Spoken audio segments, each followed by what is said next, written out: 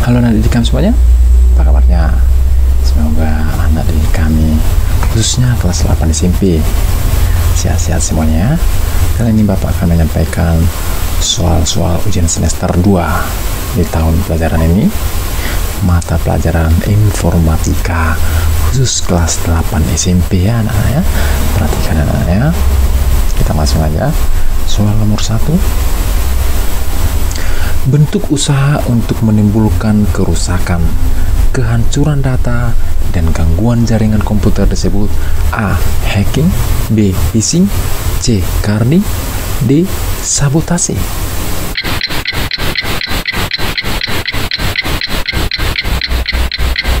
Jawabannya adalah yang A. Hacking ya. Yang A jawabannya. Kita lanjut soal nomor 2. Merupakan muatan ilegal yang berupa data atau informasi tidak benar atau tidak sesuai dengan norma yang dimasukkan oleh pelaku kejahatan diistilahkan dengan A. Unauthorized access, B. Sabotase, C. Illegal contents, D. Defaking.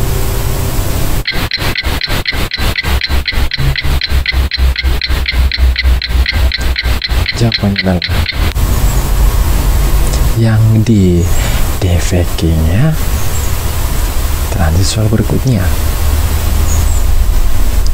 Perkembangan TIK pada mulanya ditanda dengan adanya surat kabar, radio, dan televisi yang digunakan untuk menyampaikan informasi atau berita yang bersifat A.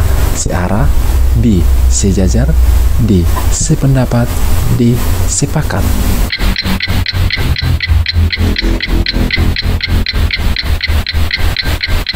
Jawabannya adalah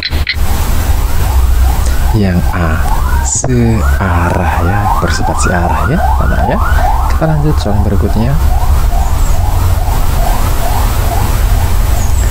Tindakan kriminal yang memanfaatkan internet untuk menjalankan aksinya dan sering disebut dengan kejahatan dunia maya adalah A.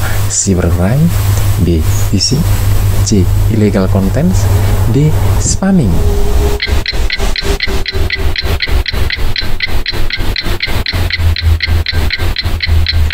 Jawabannya adalah yang A. cybercrime ya. Yang A jawabannya. Kita lanjut soal yang berikutnya. Aktivitas mengirimkan pesan kepada orang lain menggunakan surat elektronik secara terus-menerus dan jumlah yang banyak tanpa dikehendaki oleh penerimanya dinamakan A. phishing, B. spamming, C. carding, D. defaking.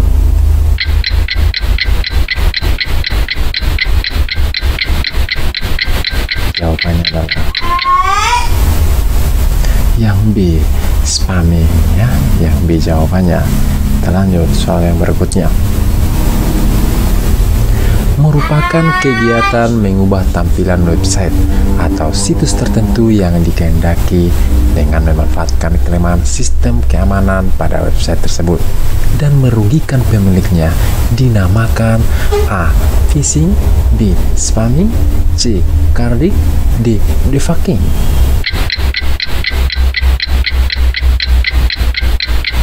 Jawabannya adalah yang D. defaking ya. D jawabannya. Kita lanjut soal berikutnya. Istilah kejahatan seputar penggunaan kartu kredit yang menggunakan identitas kartu kredit orang lain untuk kepentingan pribadi dinamakan A. phishing, B. spamming, C. carding, D. defaking.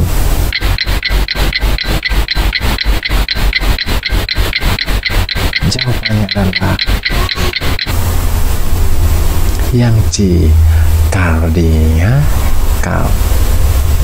Kita lanjut soal berikutnya. Istilah kejahatan yang dilakukan dengan cara mengecoh korban sehingga memberikan data ke dalam situs yang telah disiapkan oleh pelaku kejahatan dinamakan A. phishing, B. spamming, C. carding, D. defaking.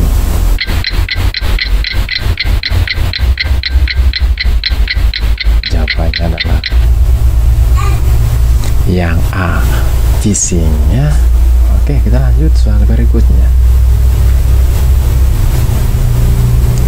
Perkembangan TIK menjadikan pembelajaran dapat dilakukan secara online. Dalam hal ini, peserta pembelajaran tidak perlu melalui tatap muka untuk menerima penyampaian materi ajar. Pernyataan tersebut merupakan dampak positif dari perkembangan TIK di bidang A. Pendidikan, B. Ekonomi, C. Sosial, D. Politik.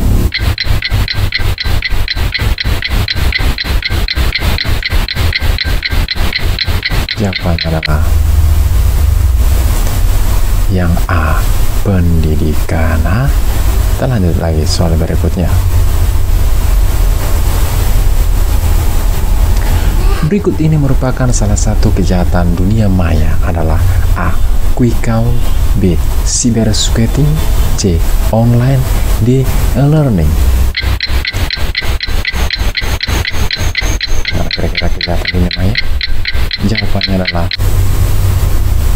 yang B, cyber squatting ya, yang B jawabannya ya. Kita lanjut soal berikutnya. Salah satu manfaat copyright adalah A. Menjamin hak si pembuat benda, B. Menjamin kewajiban si pembuat benda, C. Memberikan sanksi kepada si pembuat benda, D. Memberikan kode etik pembuatan benda.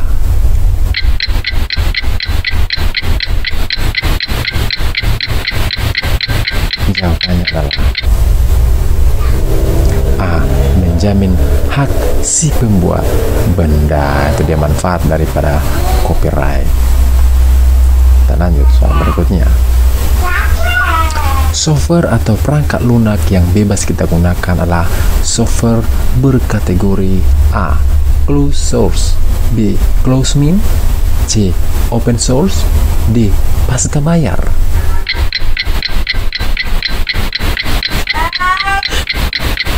Jawabannya adalah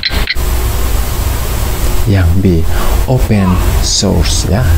Yang B jawabannya. Salah satu contoh pemanfaatan teknologi dalam bidang ekonomi, khususnya perbankan, adalah ketersediaan mesin anjungan tunai mandiri atau ATM di berbagai tempat. Keuntungan dari penggunaan mesin ATM ini adalah A. Hanya dapat digunakan pada waktu tertentu, B. Bisa digunakan untuk mengetahui informasi sehari-hari, C. Dapat digunakan untuk mengambil uang tunai dan melakukan transfer uang tanpa harus ke bank, D. Digunakan untuk memasukkan KTP ke dalam mesin.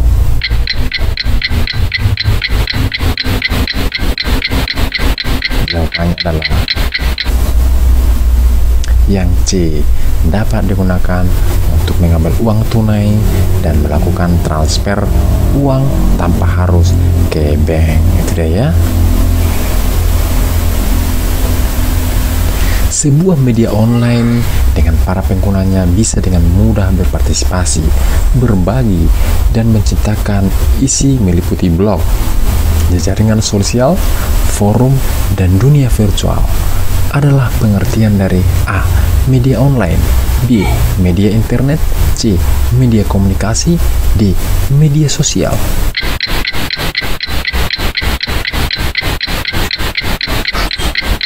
Jawabannya adalah D. Media sosial. Itu dia yang jawabannya ya. Kita lanjut soal berikutnya. Di bawah ini yang bukan bentuk media sosial adalah A. Blog, B. MySpace, C. LinkedIn, D. Java.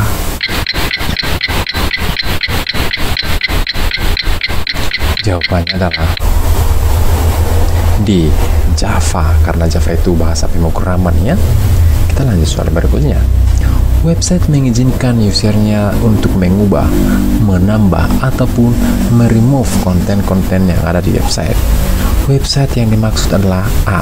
YouTube, B. Wikipedia, C. MySpace, D. LinkedIn.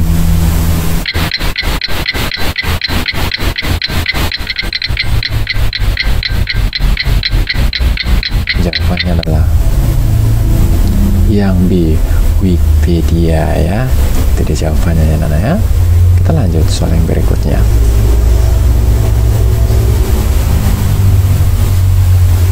Para user dari pengguna website ini saling share konten-konten video.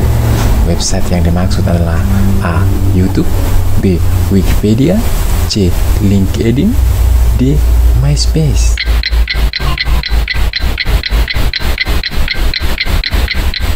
Jawabannya adalah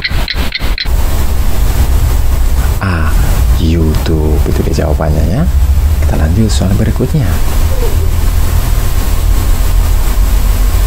Salah satu fasilitas atau aplikasi internet yang memungkinkan untuk mengirim pesan dalam bentuk surat ke seluruh dunia dalam waktu yang sangat singkat adalah A. Surat kabar, B. YouTube, B. C. Email, D. PT Pos.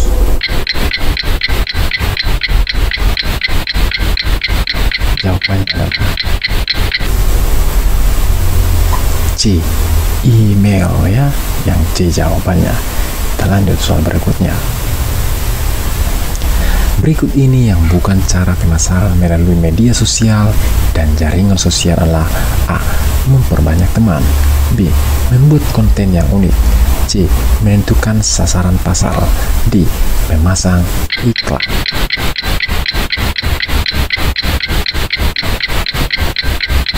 Jawabannya adalah yang C. Menentukan sasaran pasar ya. Itu jawabannya, yang bukan cara pemasaran. Kita lanjut soal berikutnya. Berikut ini yang bukan manfaat penggunaan video marketing dalam pemasaran online. A. Lebih dikenal oleh banyak orang, B. Dapat membangun trending topik, C. Untuk membangun sebuah relasi bisnis, D. Sebagai sarana edukasi dan informasi.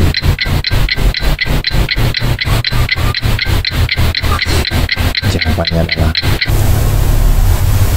yang B. Dapat membangun trending topik. Tidak jawabannya. Kita lanjut soal nomor 21.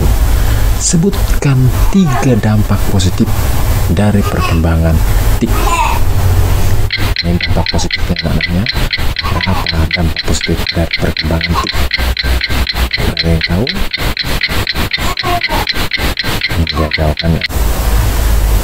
Dampak positifnya yang pertama, kemudahan layanan terutama melalui layanan online. B.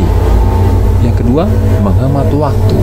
Dan yang ketiga, kemudahan mencari informasi. Itu dia dampak positif dari perkembangan TIK. Kita lanjut soal berikutnya. Sebutkan 3 dampak negatif dari perkembangan TIK. Ini adalah dampak negatifnya ya. Apa kira-kira dampak negatifnya? Ini adalah jawabannya. Dampak negatifnya yang pertama itu adalah pornografi, yang kedua penyebaran virus komputer, yang ketiga cybercrime. Itu ya jawabannya. Kita lanjut.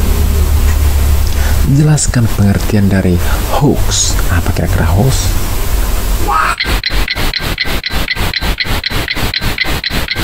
Jawabannya adalah ini dia. Hoax adalah informasi yang tidak benar tetapi dibuat seolah-olah benar adanya. Itu dia pengertian daripada hoax. Kita lanjut soal berikutnya. Jelaskan pengertian algoritma.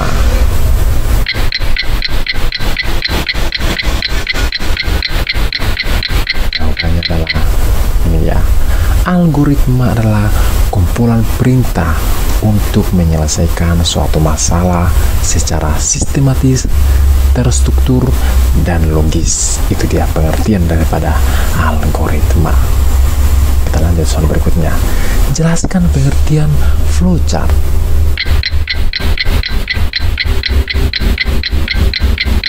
Ini dia pengertian daripada flowchart. Flowchart adalah gambar atau simbol tertentu yang menjelaskan dan menggambarkan langkah-langkah proses secara detail pada suatu program. itu dia pengertian daripada flowchart ya anaknya. Ya, demikianlah soal-soal ujian semester pelajaran informatika khusus untuk kelas SMP ya. Semoga latihan hari ini bermanfaat buat anak didik kami. Salam sukses buat anak didik kami semuanya. Jangan lupa tetap semangat untuk belajar ya. Salam sehat untuk kita semuanya. Sekian dan terima kasih.